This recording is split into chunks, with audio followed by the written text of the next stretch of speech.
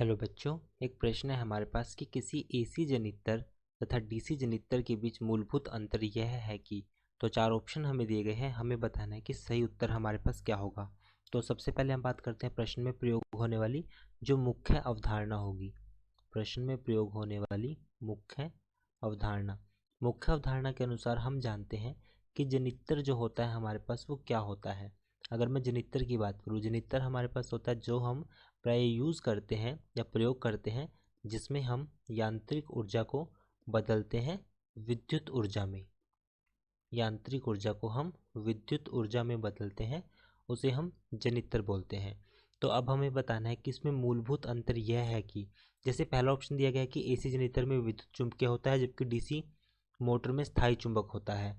DC जनित्र उच्च वोल्टता का जनन करता है, एसी जनित्र उच्च वोल्टता का जनन करता है।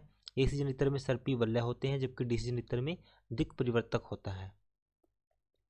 तो यहाँ पे हमारे पास चार ऑप्शंस में से हमें बताना है कि सही उत्तर क्या होगा। तो सबसे पहले हम कुछ मूल अंतर को स्पष्ट करते हैं प्रश्न के अनुसार। तो सबसे पहले हम इसमें देखते हैं कि सबसे पहले एक हम बात करेंगे, यहाँ पर लिखेंगे एसी जनरेटर, दूसरा हमारे पास है डीसी जनित्र। तो एसी जनित्र में हमारे पास जो धारा की दिशा होगी वो हमेशा बदलती रहती है। धारा की दिशा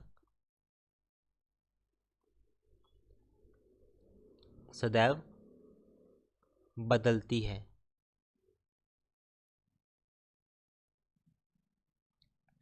जबकि डीसी में ऐसा नहीं है। डीसी में धारा केवल एक ही दिशा में बहती है। डीसी में जो धारा होगी वो धारा एक ही दिशा में बहेगी, धारा एक ही दिशा में बहेगी।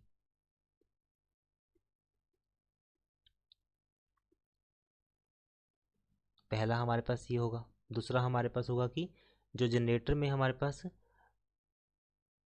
इसमें हमारे पास स्लिप रिंग है। एसी वाले में, एसी वाले की अगर मैं बात करूँ, इसमें हमारे पास क्या होते हैं, स्लिप वलय या रिंग हम बोल सकते हैं।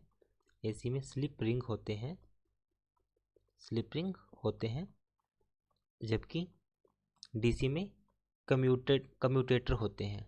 इसमें हमारे पास क्या होते हैं, कम्यूटेटर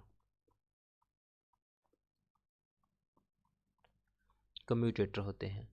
तो इसकी हमारे पास जो लागत होगी, शुरू में अगर मुझे एसी का स्थापना करनी है तो इसकी जो लागत होगी वो अधिक होगी।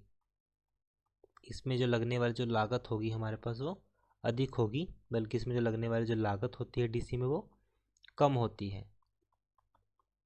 ये हो जाएगा। उसके बाद एक हमारे पास ये होगा कि जो एसी जनित्र होगा वो उच्च वोल्टता को उत्पन्न करेगा।